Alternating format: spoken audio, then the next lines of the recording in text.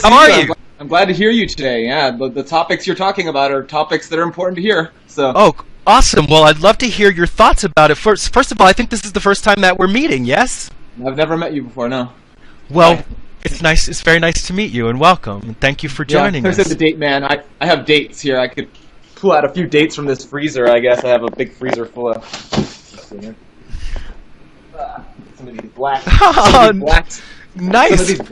Some of these black Sphinx dates, they're only from America. They're only date from America, and they're like, I mean, look how they're frozen, right? So they're like fresh. They're like, what? Oh, Man. are you trying to hurt people? Are you trying to hurt people? No. All right. I mean, They look I'll send you. absolutely delicious. They're Oh, delicious, nice. yeah. Great. So That's tell cool us. to hear you're doing a raw food cleanse. I've been doing raw foods for 8 years now, so I'm really, I love it. And I was raised in a raw food kind of Hippocrates Health Institute. I don't know if you've heard of that. No, but I would love to look more. It's called is that the name of it? It's an Hippocrates Health Food Clinic, or is there? When I was growing up as a kid, I don't do what they do now. There's like 2 new reincarnations of Hippocrates. I think one's in Costa Rica and one's in Florida. Okay. But back then it was Ann Wigmore, and she started this thing with Victoros Kulvinskis. I think Victoros Kulvinskis is in Panama now. Okay. And she was the wheatgrass lady. She was all about the wheatgrass, and he was their sprouting and fermented, nut sauces and stuff. And Giuliano was there. This Jeremy Safran was there. These are just people from the past. I'm pretty old. I think I'm a little older than I look, but my mom moved to Costa Rica too, and she's bought a piece of land. She planted 600 trees. She built a house. So she's doing her thing. And you're in Arizona. I'm in Phoenix. I like it here. Yeah. Right, and is that high desert or low desert? What would that be considered in terms of? Because it is the desert, yes. We call it the Valley of the Sun. So there's about 12 cities, and they're all just one city, really. You can call them Gilbert, Mesa, Phoenix, Scottsdale, Chandler, Sun City. There's a bunch of them. You can call them by their names, and there are separate cities, but as far as a metropolitan area, it's one area. There's no separation, it's an ancient civilization of the Hohokam, Native American Indians. Okay. They built this canal system, so there's 400 miles of canals here set up by the Native Americans. We just followed whatever they did. So we followed their pattern, and this whole city's irrigated. So this whole city is like an orchard. There's orange citrus trees, and you name it. There's a lot of kind of trees here. That sounds absolutely beautiful. I'll be starting on my 42nd year, Judalicious. Oh, wow. Oh, wow.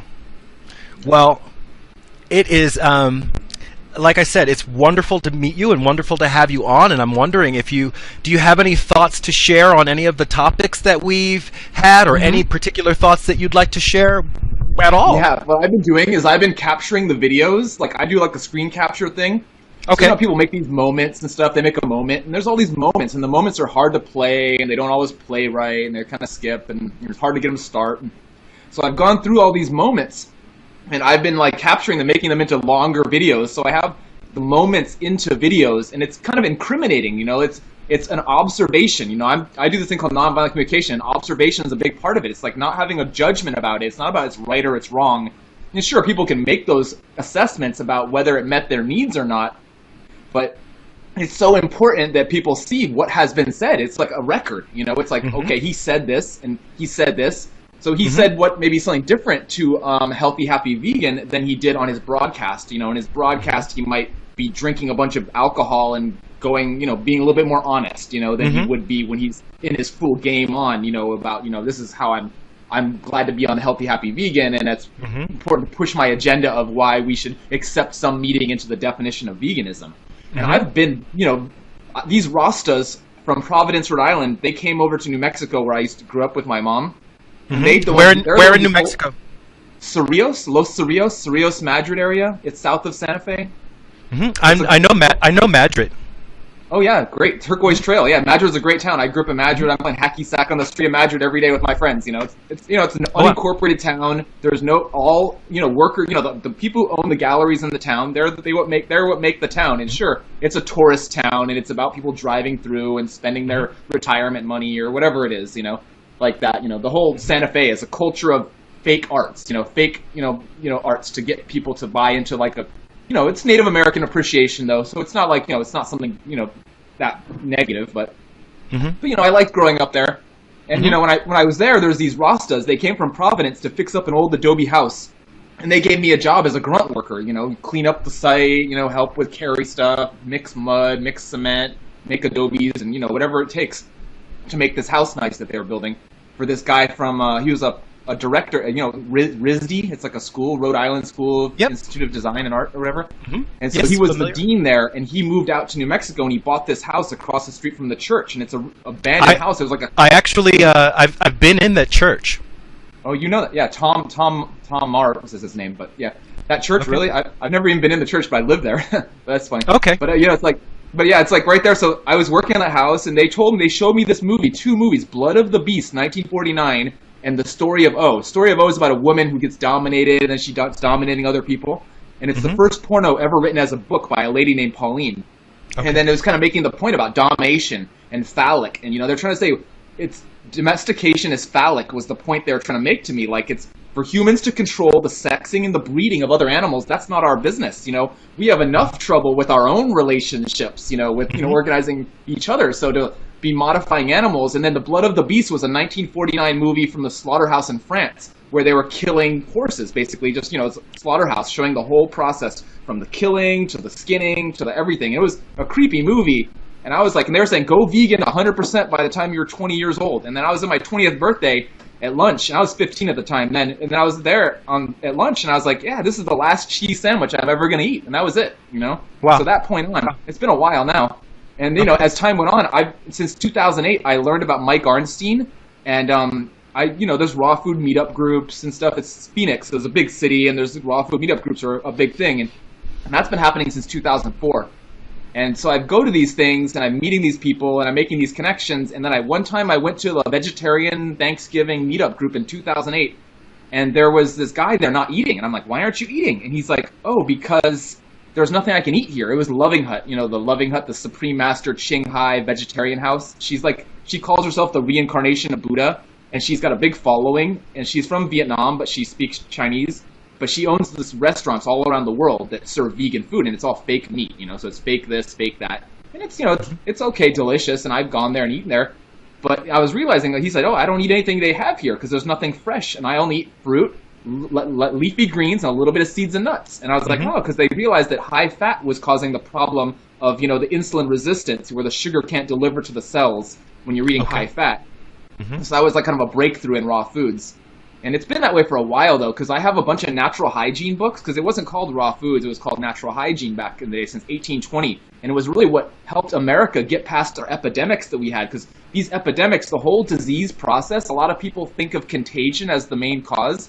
Well, sure, all these germs in the world might exist as part of my body, but they go dormant, and so they don't come active and become visible until the conditions arise that is favorable for their growth. So you might not have candida unless you had a bunch of oil in your system or something that wasn't. Then the candida's there to save your life, to eat the sugar so you don't have pain. And sure, it might be painful to get rid of it, but it's the solution. Like, things are symbiotic and harmonious. So things exist for reasons. It's like cause and effect. It's like until you remove the cause, you're gonna have the effects. So it's pretty simple. Wow. And you see Belle's in here. Belle knows all kind of about it too. She's been doing it for a while. What about herbs? She says, yeah, there's a lot of plants that have poisonous, chemicals in them to defend themselves. Because the point of a plant is to move the seed forward to make new. Just like every cell in your body wants to make a new cell of itself. When it dies, it wants to create that new copy that's going to replace itself. So the plant wants to make seeds, so it's making its fruit delicious and tasty to entice us to be like, oh, pick me, pick me. I have a friend, his name is Kite93, he's a hip-hop artist, and he has a song called Raised by Trees, and it's so telling, because we're raised by trees. It's the trees that kind of raise us, and they're a big part of our life. And we're a tree, we hide in the trees, we feed from the trees, and I don't know. It's really interesting. It's actually really interesting. It's interesting because something came up yesterday during the live stream with PB and Jams, and the idea that humans. Someone said humans are more important than animals. I'm not sure what that was about, and I beg to question, how do we know what our importance is in the whole, in terms of the the whole network that is life on this planet, if things weren't necessary, why would they be here? And that there's a bit of arrogance involved in believing that we could remove anything and not pay a huge price for that. That's supremacist thinking. Yeah, that's not cool to think that we're more important because we play a role. Sure, we're more important in the way that we're going to cause the extinction of life on Earth because of our chemical industrialization, maybe. But that's not like, I don't think that's important. That's kind of like a disaster, you know? It's kind of like a tragic story, you know? It's not like the prettiest thing. And it causes a lot of misanthropy in people's mind. Like, they don't care about it. They become apathetic. Like, oh, it doesn't matter anyways what I do because we're all going to die anyways. And you hear that a lot, you know? People are like, oh, I don't even care. And I'm like, well, I do care. I am a human. I have a more humanist perspective, and I'm more abolitionist. I want to see the end of domestication. I want to see humans work with each other and become interdependent and operable. Like we care and we give reciprocity because we know we're going to get it back. You know, we give empathy to ourselves because we know we want to give it to others. It's like, absolutely. I think it's a really beautiful way of thinking, and I think that we do have to struggle against misanthropy. We have to struggle against that because who benefits from that except for the ruling class, like the elite, right? Profit, the product makers and stuff. It keeps us docile. It keeps us even working to up, or it keeps us tolerating the status quo because we feel so powerless, or we feel like nothing we do is going to have a positive impact, when the fact of the matter is it really the first thing that we might have to shift is our thinking. And every time not every time, because he doesn't do it with all of his videos, but Redneck to Vegan uses a beautiful clip of oh my goodness, I can't think, it's one of my favorite poets, the revolution will not, Gil Scott Heron, talking about what he meant by the revolution will not be televised, and just this idea that there will... Yeah, I met him down here in Phoenix. It was so cool to have met him, and we hung out in his hotel room. We partied all night. It was fun. Oh, wow. Gil Scott, I have his video on my YouTube. I have a YouTube channel. It's on my YouTube. I filmed that. Oh, wow, cool. That's great. But really appreciating this idea, and something else to thank Nick from Redneck to Vegan for keeping that clip in front of his videos. This idea that the shift is going to happen, and the question is, are you going to? It's not going to be something that you buy. It's not going to be a T-shirt. It's going to be something that a great shift forward that we will make, and this. Negative thinking is just, a way to, just to hold that back, right? To prevent that. It's kind of I like to see it as a gift. Like in nonviolence, we like to not make compromises, but make shifts. Like find a way to shift that both people can meet their needs. And it's like, it's so important to do that because, it's the consciousness. And also to see things that are dissonance, like people doing this dissonance, like putting out this negativity or this thing that we might not appreciate, as a gift, to kind of see it as a gift to their unmet needs. So they're expressing their needs, maybe in a way they don't know how to express their needs, and they're trying the best way they know how. But it's like, that's why I wouldn't consider Vegan Cheetah my enemy, even though I'm like, hey, I'm still in his chat, he's still going to acknowledge me, even though he's misrepresenting me, saying, oh, I don't wash my butt, or whatever he said, some ridiculous thing. And I'm like, yeah, it's better to, I'm not going to wipe, I'm going to wash, it's just as simple as that. You just got to add the word, it's like, it's a better thing to do, And then he doesn't understand it. People who haven't tried the all-fruit meal, if you haven't tried to make a mono meal of fruit, you don't know how it feels, how good you feel after eating all one thing, Absolutely. Like, keep it simple. Absolutely. The more simple you keep it, the easier it is to digest, and you realize that, and your skin gets better, your hydration gets better, everything in your life gets better. I called myself Boilitarian from 2002 to 2008, where I was just like boiling quinoa and potatoes and yams and broccoli.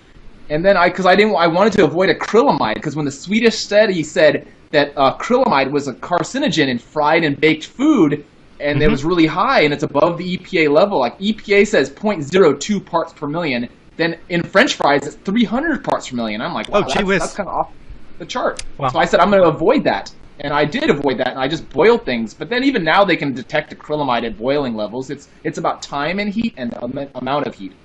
Right. Yeah. Right. So you seem to be living proof that raw food is. I mean, I don't want to say you look healthy. I don't know what that means, but you seem to be expressing joy in your choice to live a raw Well, it makes lifestyle. me happy.